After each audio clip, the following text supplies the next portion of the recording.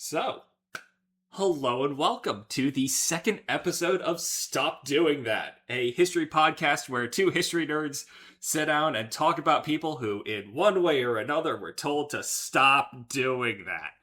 My name is Andrea, and with me is my co-host, John. This Hello. is our second episode.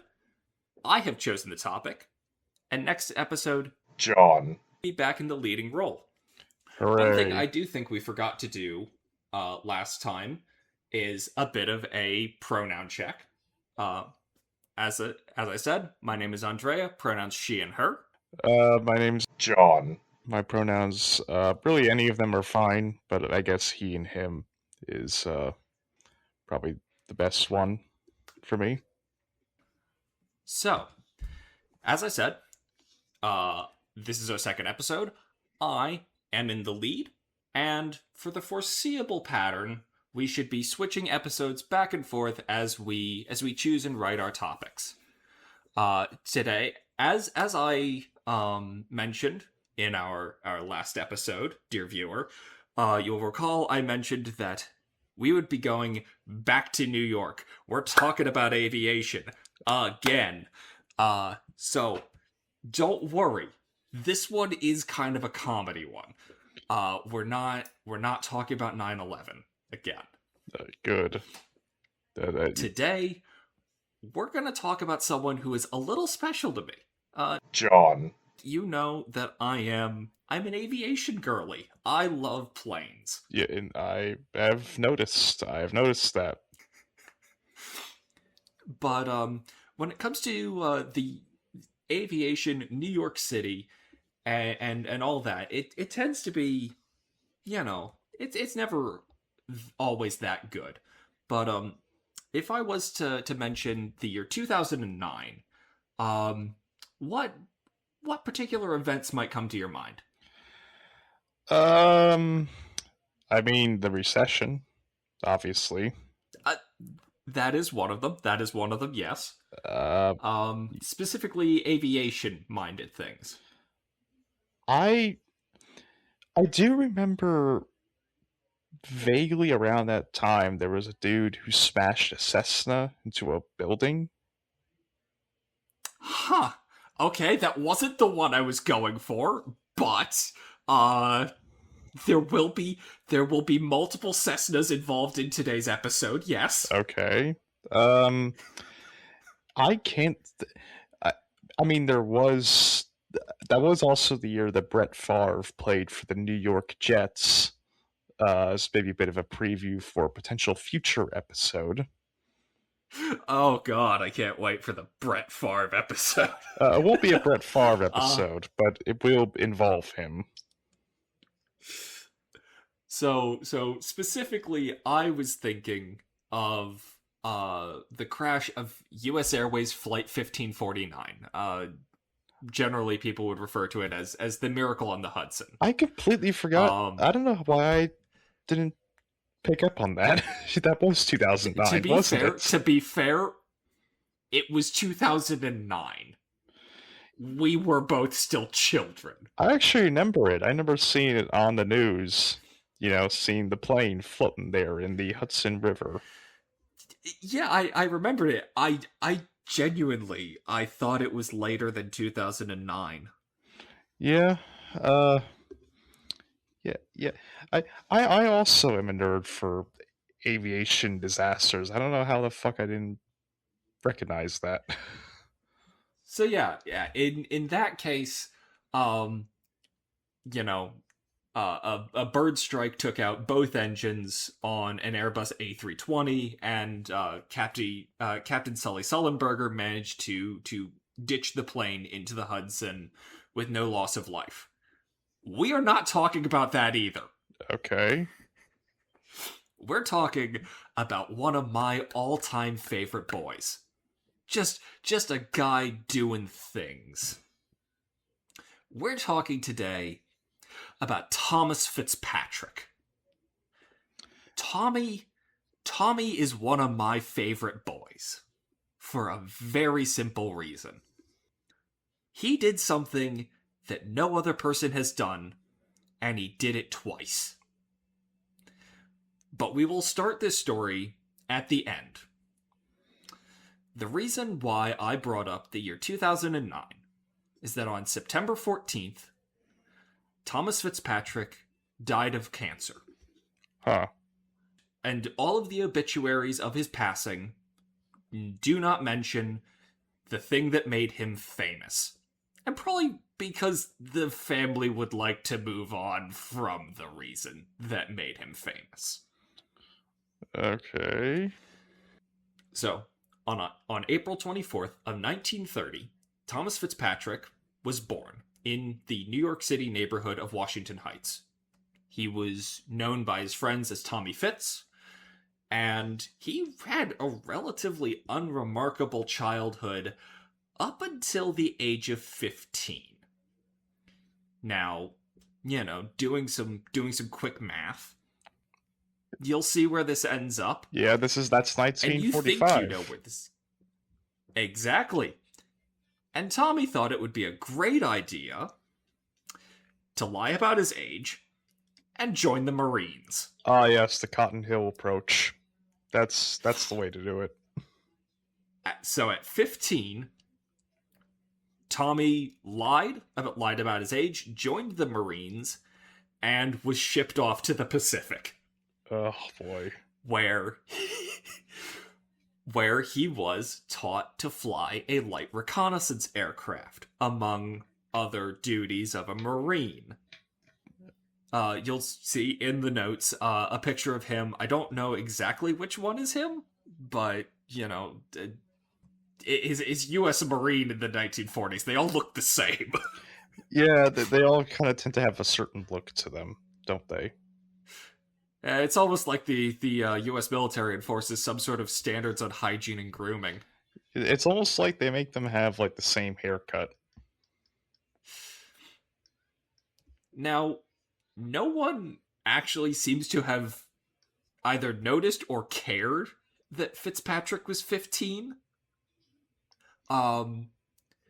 As I also imagine a lot of other young men during that era did also lie about their age, and they just went whatever.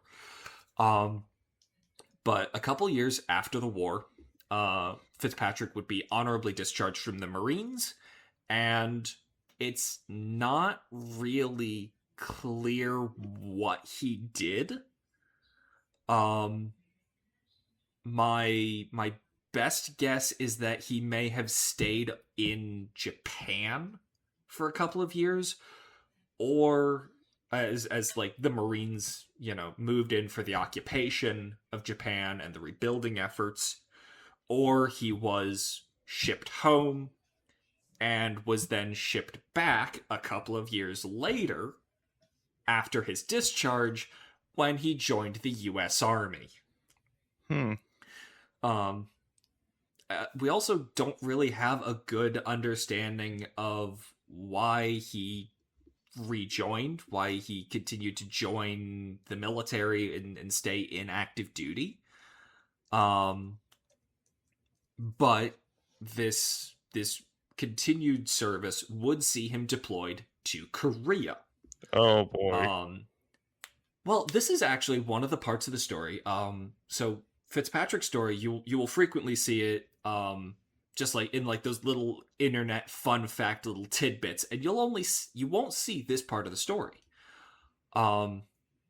He would see action, and he would actually earn awards for his service in Korea. The aviation history website Check 6 makes note of this story, that during a strategic withdrawal, Corporal Fitzpatrick noticed a wounded officer about 100 yards forward of his position. In attempting a rescue, he and a companion were seriously wounded. Corporal Fitzpatrick, despite severe pain and loss of blood, made it back safely, directed a second successful rescue party, organized and provided, along with organizing and providing covering fire to support the rescue.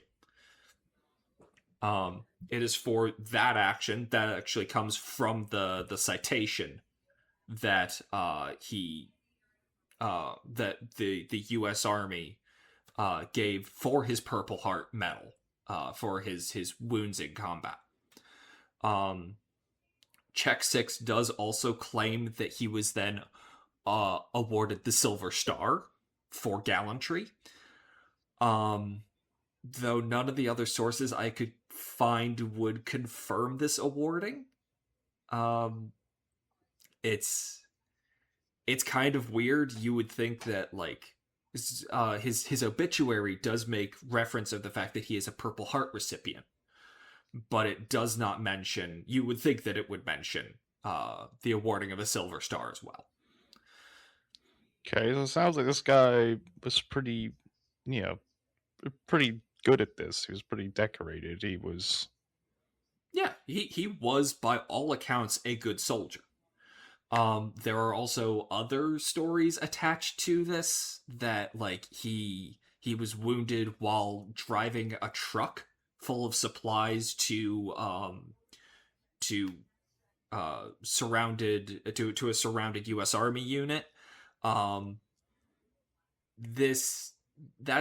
seems to be the more popular story. But also I can't find true corroboration for any of these events. Other than the fact that he was wounded and did receive the medal. All right. So after Korea, Fitzpatrick settled back into civilian life. He seems to have actually taken it really well.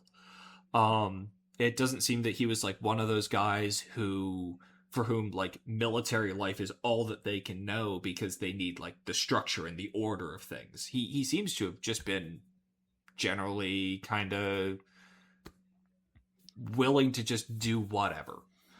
But after Korea, he settles back into civilian life. He lives in New Jersey for a while, for actually the rest of his life, working as a steam fitter, installing, steam pipes in homes, in factories, and all things like that.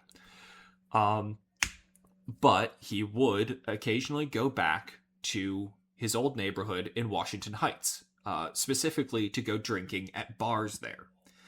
And this is where the trouble starts. Oh boy, it's never a good thing to have alcohol involved. Involved with machinery, that is never a good thing. Well, again, by all, so like he dies in his 80s, and at least I think it's his 80s. And he, for the rest of his life, he was noted to be a phenomenal tradesman. Okay. Wonderfully capable. It's just that for a while he had a bit of a, well, you'll see.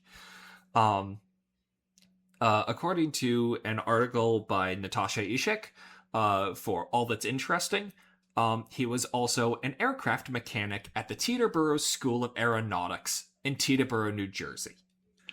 I imagine that's a pretty prestigious school, because Teterboro, that's like one of the big airports in New York, isn't it? It's in New Jersey. Well, New Jersey, rather. And its distinction of being in New Jersey will come up later. I wouldn't exactly call it prestigious. I did see images of like the aviation school, and it was basically one large hangar with a couple of small aircraft in it and like space set aside for a classroom. I mean, I guess that's all you need. Yes. And when interviewed about this story, Fred Hartling, who knew Tommy through Tommy's brother Patrick, described the friend group as a wild bunch for the New York Times for a new article with the New York Times.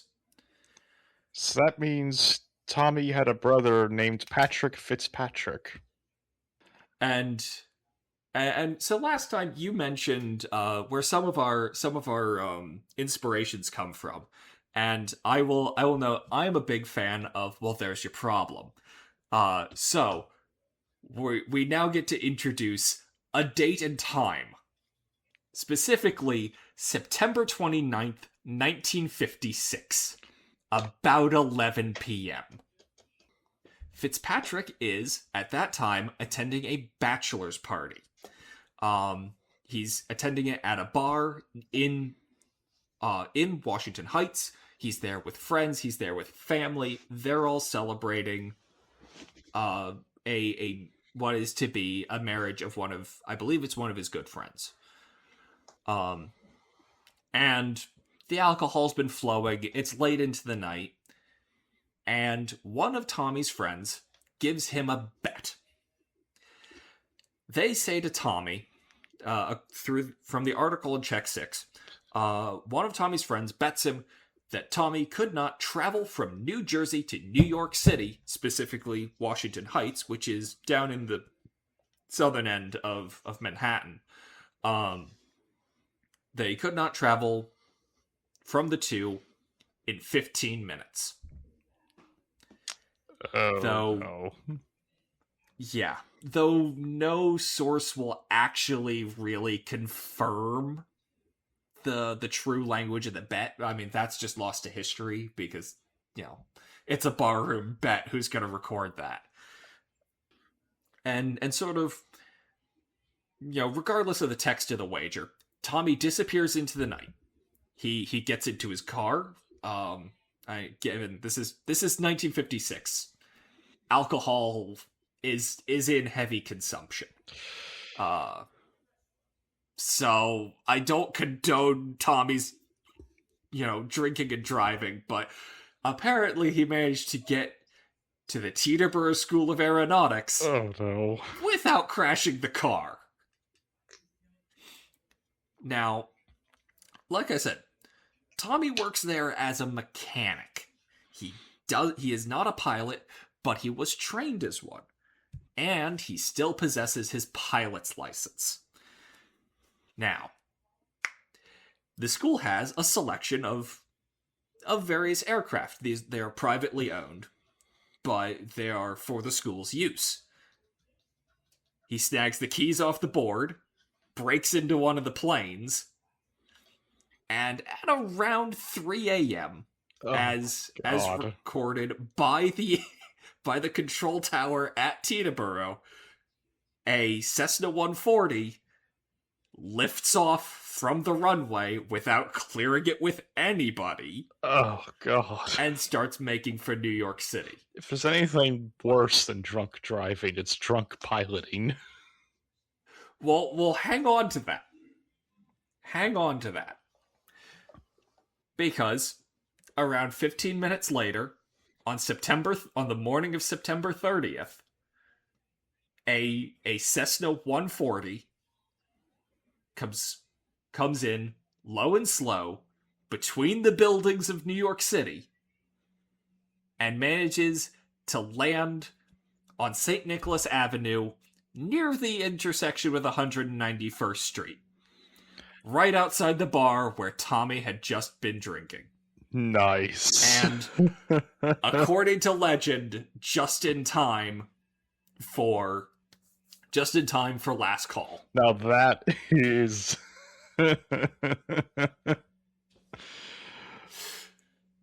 what a G. There is some speculation that he was actually aiming for the sports fields at George Washington High School, and that, the lights were out, so he couldn't make a safe landing. I don't buy that for a second. No. You don't aim for one place and end up in front of the bar where you were drinking. Yeah. Now, we should note some things. The Cessna 140, it's a venerable member of the Cessna family, and if listener, you are looking at just generic Cessnas, for the most part, they're all descendants of the 140. It has a wingspan of 32 feet and a single 4-cylinder engine creating about 85 horsepower. It's not fast, but for a design in the immediate post-war, as the 140 was introduced in 1946, it's pretty good. It's a 2-seat plane, and for the time, it makes use of a lot of the things we learned in the war. All metal fuselage and control surfaces. Though the wings are fabric covered for easy repairs. It's not fast, but it doesn't need to be. It's not luxurious, but in the intervening, 80 years of this plane's existence, we've come up with a lot of good aftermarket modifications for it. And really, it was the thing that Cessna needed in the post-war to really begin business. It works. It just works. Oh yeah. Its direct family was the 120 series, which were a little more budget friendly. Though the 120s lack wing flaps and most of the electrical systems. And then there was the 140A introduced in 49. It would replace the 120 in production.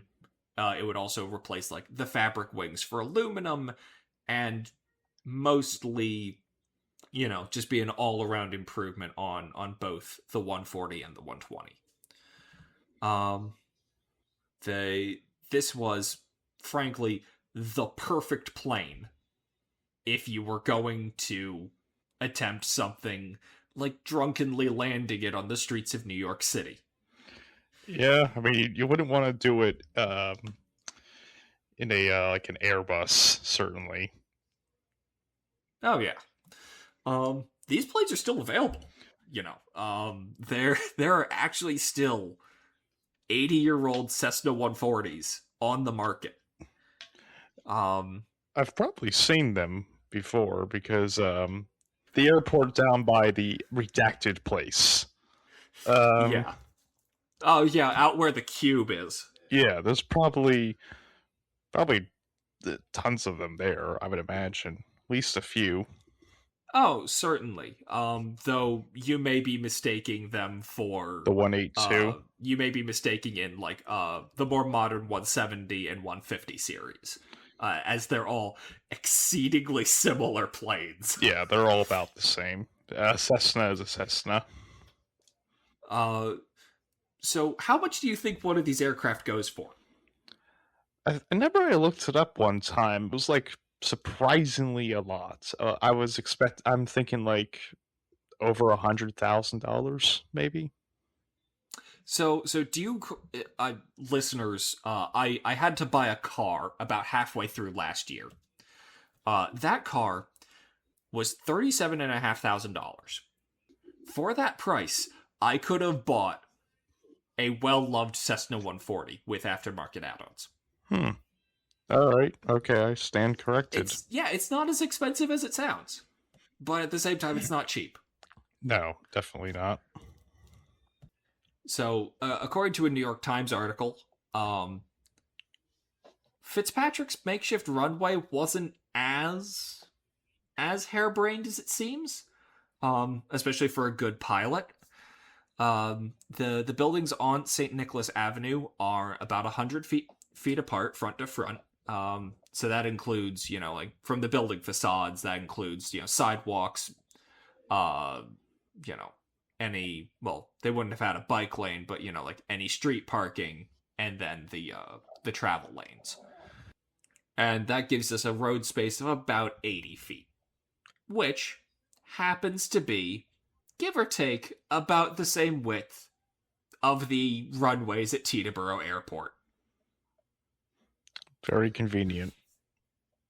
Very convenient.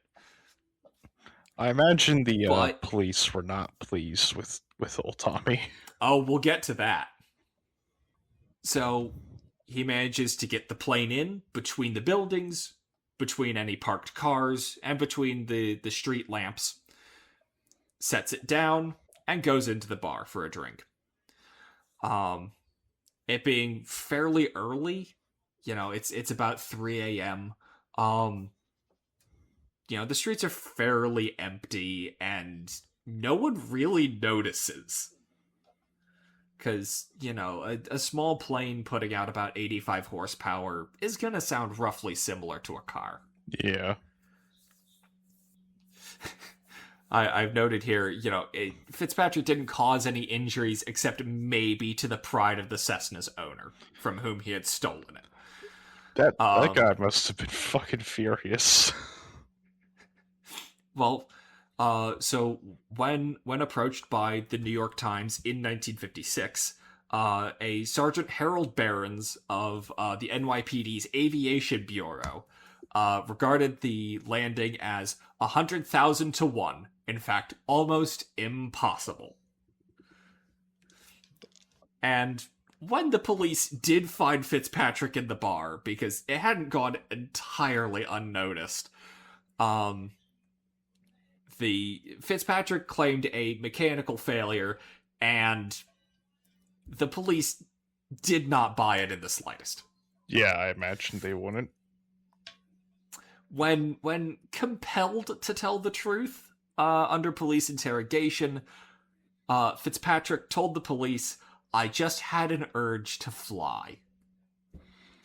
As we all do. He would then be brought before Magistrate Chapman of the felony court on grounds of grand larceny and violations of the city's administrative codes.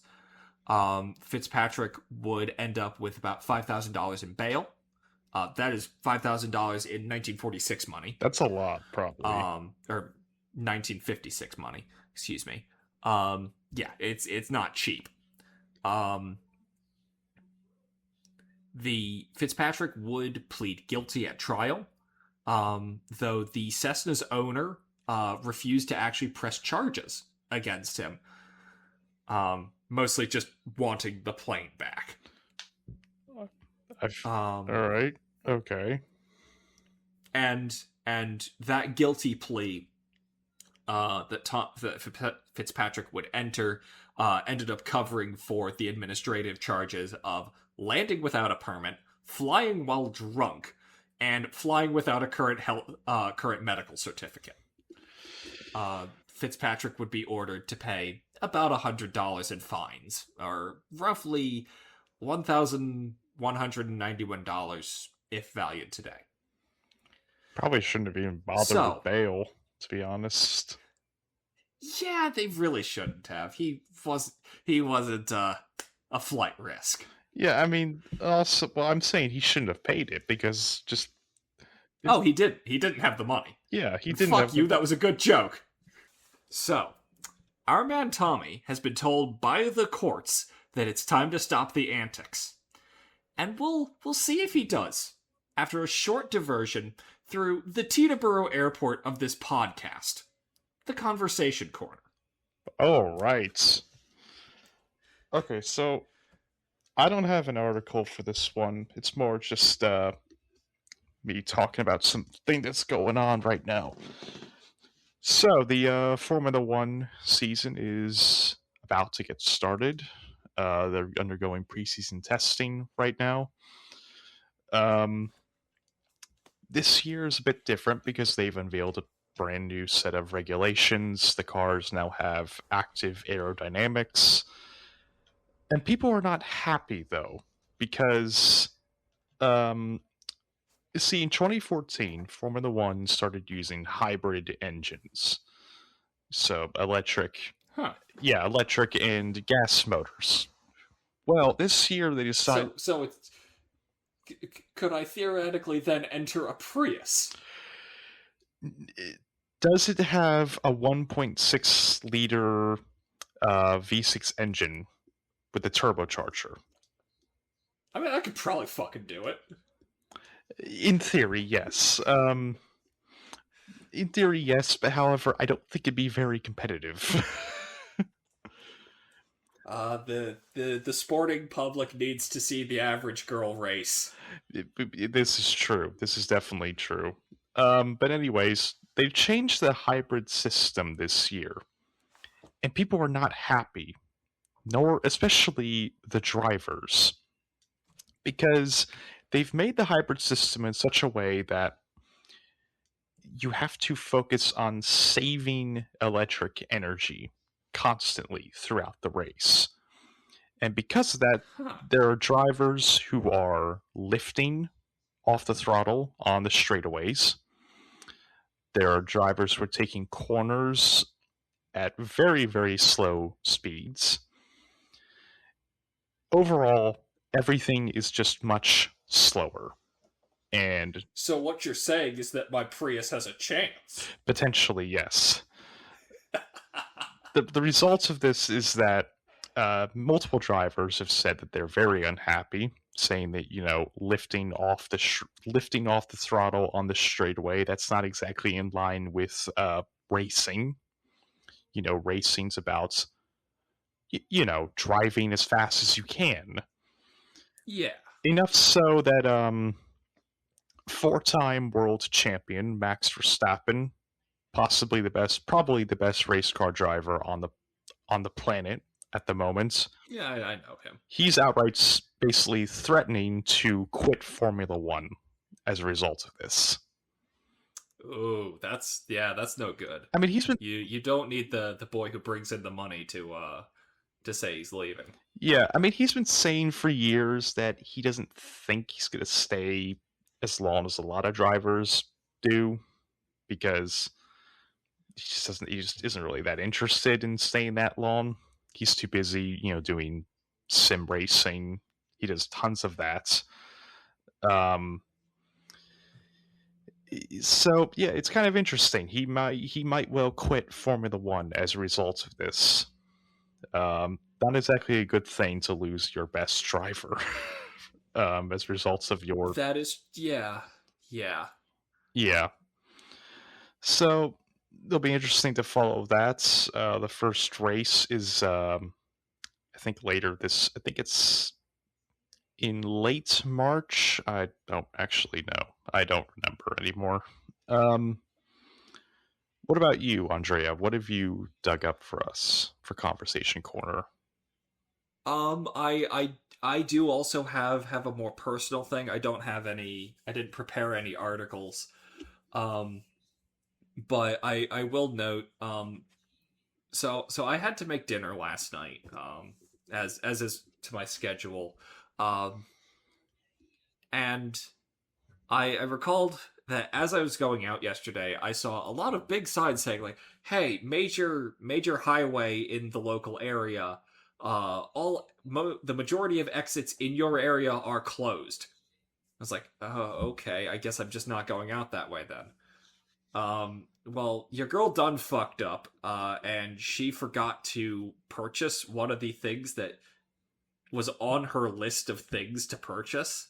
Oh no. So, I went out about 6 p.m. last night, and I was like, all right, I know where this one grocery store is. I'm gonna go there and back. It's the closest one. Um, it was, however, on the section of highway that has all of the closed exits. Oh no. Getting there was not an issue. Getting home, however, was miserable. Ugh. Yeah. In reality, this should have taken me about 30 minutes. I left at 6. I should have been home about 6:35.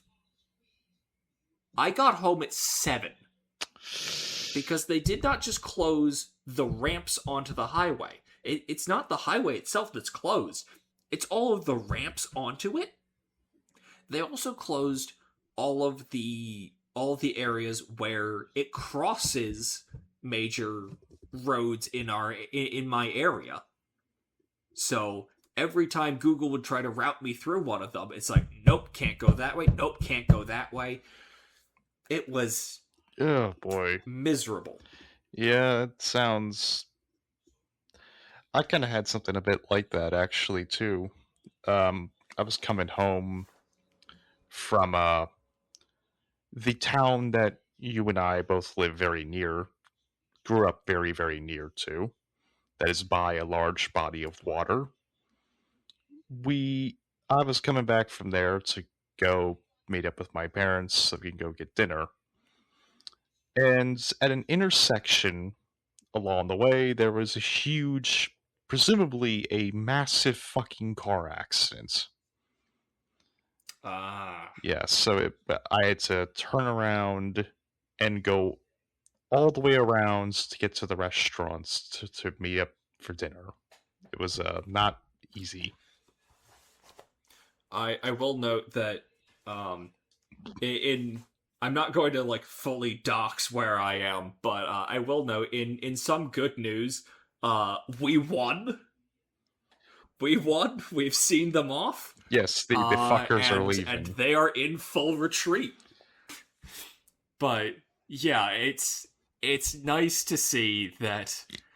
As one independent news program I listened to described it, wherever I showed up, members of the Minnesota public turned up like the Viet Cong, just out of businesses, out of the wood line. We have been here, we have been ready for them, and should they come back, we will still be here. It's kind of the place we live. Yeah, I mean, you can't really be anywhere else. Well, I mean, I guess you could be in Wisconsin. Maybe. Oh, God, why would I... Look, I hate myself enough already. Why would I do that to myself? Yeah, I mean, you want cheese? To be fair, I do like a good cheese, but yeah, I do. Not too. Not in a Wisconsin volume. Yeah, I eat way too much cheese. Frankly, I need to fucking do something about it. All right, I think that brings to an end our time in the timeout corner of conversation. Yeah, I agree. All right. So before our little diversion, we had just left. We'd used a narrative device called foreshadowing. As our good friend Tommy had been made to pay about $100 in fines for his dangerous and drunken antics. Okay. October 3rd, 1958. About midnight. Oh no. Tommy, don't do it. Once again out drinking. Oh. It's getting pretty late. And in this bar, he elects to recount to another patron the story of his drunken flight. Now, this patron did not believe him and made him another bet. Tommy, don't do it. Do it all over again. Tommy, don't do it, man. Putting the disbelieving bar patron into his car, Tommy drove back to Teterboro Airport with this guy. He just took this guy with him. You could have easily just taken him to like the woods and just like, I don't know, butchered him or something. Well, I do not believe that our good man Tommy would do such a thing. I mean, he probably wouldn't, but this guy, you just get in a car with a random stranger. You don't know what the fuck's going to happen. Especially a random drunk stranger. Yeah. But they drive to Teterboro Airport. They go back to the Teterboro School of Aviation, where Fitzpatrick was actually still working as a mechanic. Really? In his downtime. I guess they couldn't find anyone else, or like, alright, I guess we have to keep the guy who stole a plane from here. I think he was just a darn good mechanic. He probably was. I imagine he was. And this time, surveying the lot of aircraft that he could pick from, Fitzpatrick took a Cessna 120, the more budget-friendly version. And again, this time at 12:20 a.m., the control tower at Teterboro Airport noted the liftoff of an aircraft from the School of Aviation that was flying without lights or without attempting to make radio contact. Oh, come on, Tommy. At least turn the lights on. And 25 minutes... Okay, it should be noted, Fitzpatrick took off. He just left the other guy in his car. He could have easily just That guy was just left in Teterboro, New Jersey. just Just leave the man Which in is the a car. fate only slightly better than being left in Hoboken, New Jersey. I mean, frankly, if I'd been that guy, I would have been like, I don't think I want to go up in that plane with you, Tommy. I think some bad stuff's gonna go down. I think I'll just stay here in your car. So, 25 minutes later, Fitzpatrick is back over New York City. And this time, he lands at the intersection of Amsterdam and 187th Street in front of a building owned by Yeshiva University, a Jewish university.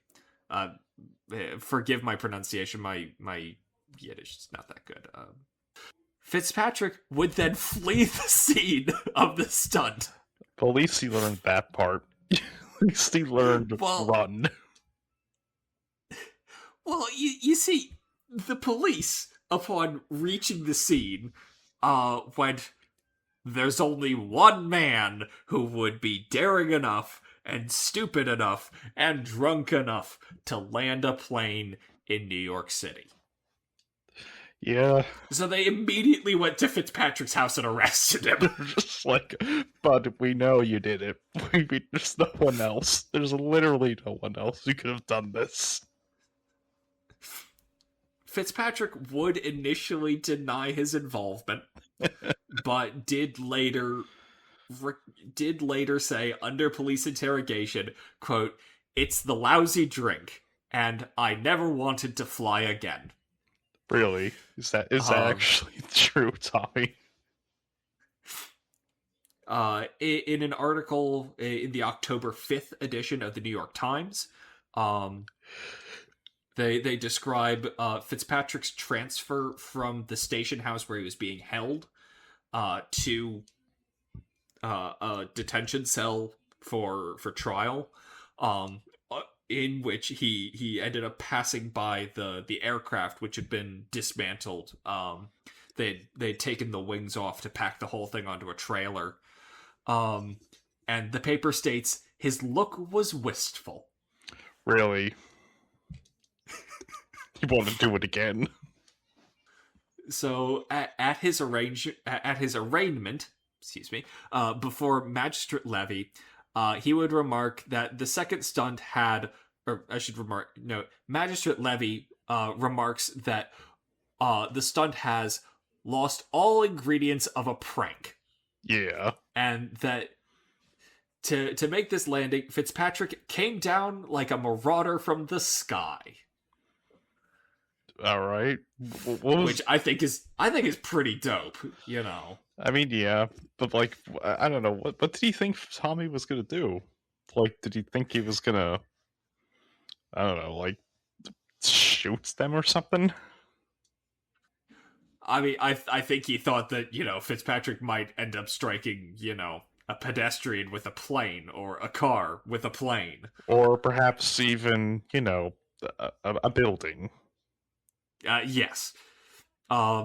Fitzpatrick would be placed on $10,000 worth of bail this time. And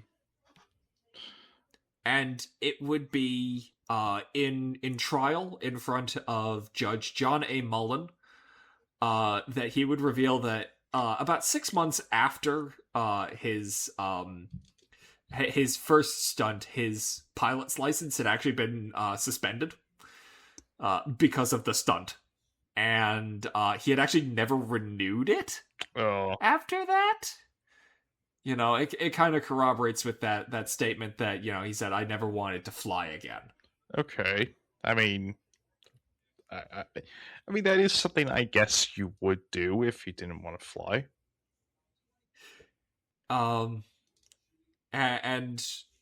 But you know, it's as this was the second time, Judge Mullen did not take kindly to the antics of our drunken daredevil. Yeah. He would state the following, and this is quoted out of the New York Times. I was unfortunately unable to find like court transcripts for this event, as much as I wanted to. But Judge Mullins said the following: "The last time you paid a $100 fine, if you had been seriously and properly jolted the first time, it's possible this would not have occurred a second time, and maybe you wouldn't be standing here today. There is no doubt in my mind that you were intoxicated and were in a measure dared by a drinking companion when you were in this silly semi-intoxicated condition. To fully ensure that Fitzpatrick would not do this again, he was given 6 months in jail, which he seems to have served without incident. And he seems to, this seems to have legitimately straightened him up. He got the message. Whether Finally. it was a case of like, some of that time in jail, like knocking some of that military discipline back into him. That sort of sense of order of doing things. Or whether it was just the fact that he had been incarcerated for this. Fitzpatrick shaped up. Okay. And as I noted at the beginning, he was a model citizen. He was a tradesman and a union man until his death in 2009. Okay. All right. It seems like we love a guy who betters himself. A person who sees, I gotta stop doing that. So today, Fitzpatrick is remembered by some former residents of the Heights. Writing for the New York Times, Corey Kilgannon interviewed several of former residents who lived through the incident. Sam Garcia on Remembering the Events said he first thought it was a practical joke that like someone had trucked the plane in and just like parked it on the street. The same way that they'd said about pulling the wings off and removing the planes from the site. Though he notes that in today's climate, if it had happened today, they would have called him a terrorist, locked him up, and thrown away the key. Probably, yeah. Especially if he